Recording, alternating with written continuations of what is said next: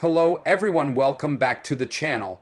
Today we are diving into a global issue that is once again grabbing international attention, the rising tensions between Venezuela and the United States.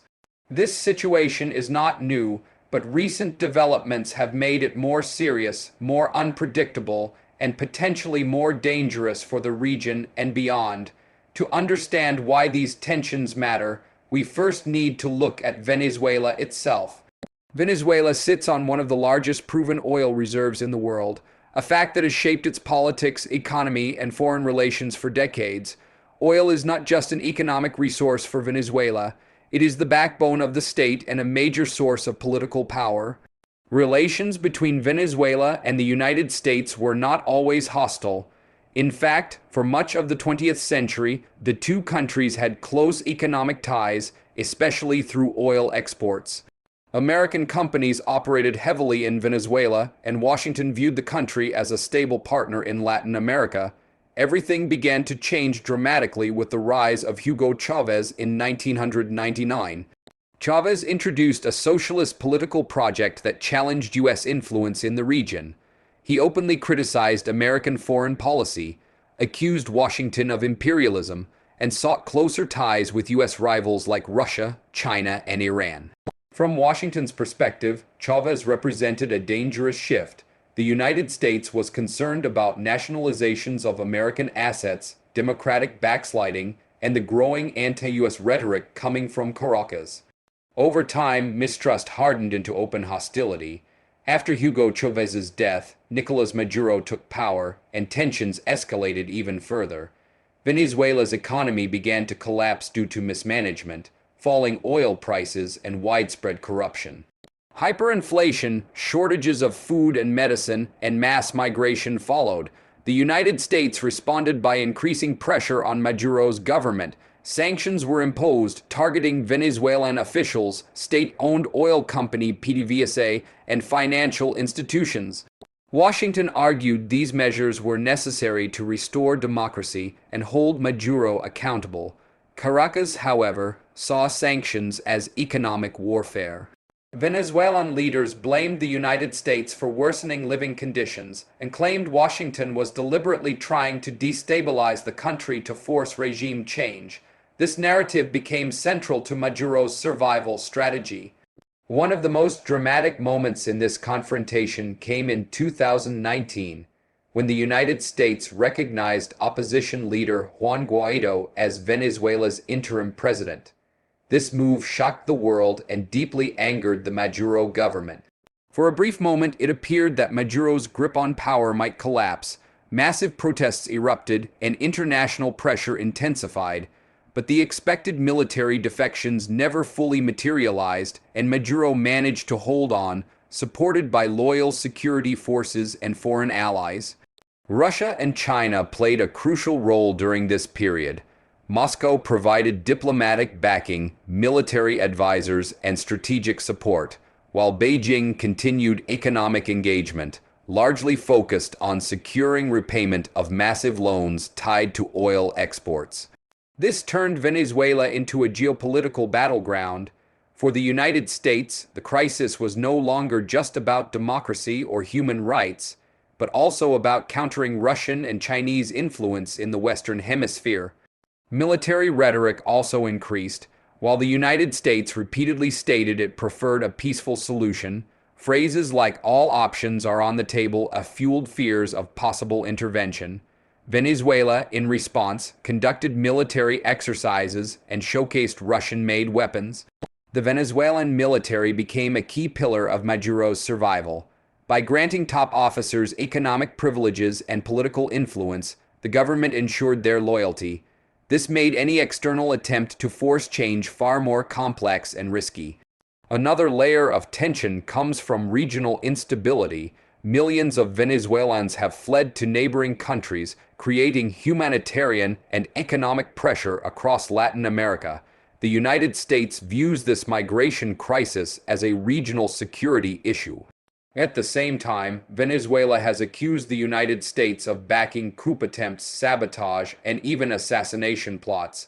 Incidents like the failed 2020 Operation Gideon involving foreign mercenaries only deepened paranoia and mistrust. Energy politics have also played a major role in recent years. Despite sanctions, global energy markets cannot completely ignore Venezuela's vast oil reserves. At times of high oil prices or supply disruptions, Washington has quietly explored limited engagement with Caracas. This has created contradictions in U.S. policy. On one hand, the United States wants to isolate Maduro. On the other hand, it recognizes that Venezuelan oil could help stabilize global energy markets. This balancing act has made policy appear inconsistent. For Venezuela, oil remains both a blessing and a curse. Years of underinvestment and sanctions have crippled production, but the resource still gives the government leverage. Any hint of sanctions relief is used by Maduro to strengthen his domestic position. The military dimension of the tension cannot be ignored. While a full-scale war remains unlikely, miscalculations are always possible. Naval movements, airspace incidents, or proxy conflicts could quickly escalate into something far more dangerous. Cyber operations and information warfare have also become part of the conflict. Both sides accuse each other of spreading propaganda, manipulating social media, and influencing public opinion domestically and internationally. The ideological divide remains sharp. Washington frames the issue as a struggle for democracy and human rights. Caracas frames it as resistance against imperialism and foreign domination. These opposing narratives leave little room for compromise. Yet behind the scenes, quiet diplomacy continues. Negotiations involving opposition groups, regional actors, and international mediators have taken place intermittently. While progress has been slow, these talks suggest that neither side truly wants open conflict. The global impact of Venezuela-U.S. tensions goes beyond Latin America. It affects energy markets, great power competition, and the credibility of sanctions as a foreign policy tool. Other countries are closely watching how this standoff unfolds. For ordinary Venezuelans, the geopolitical chess game has real human costs. Economic hardship, migration, and uncertainty dominate daily life. Many feel trapped between an authoritarian government and external pressure that has not delivered meaningful change. In the United States, Venezuela has become a politically charged issue, especially among Venezuelan American communities.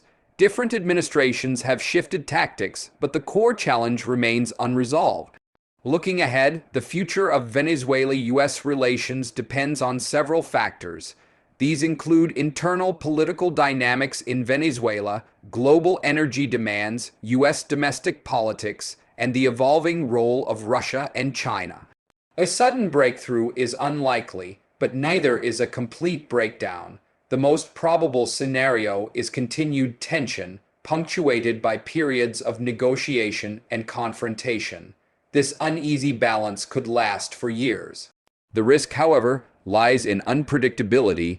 Economic collapse, social unrest, or an external shock could quickly change the equation. In such moments, decisions made in Washington and Caracas would have global consequences. Ultimately, the Venezuela versus USA confrontation is about more than two countries. It reflects the struggle between competing visions of power, sovereignty, and global order in a rapidly changing world. As these tensions continue to rise and fall, one thing is clear: what happens between Venezuela and the United States will not stay confined to their borders. The ripple effects will continue to shake the region and potentially the entire world. That is why this situation deserves close attention, careful analysis, and a deep understanding beyond headlines and slogans. Because in global politics, today's tension can become tomorrow's crisis faster than anyone expects.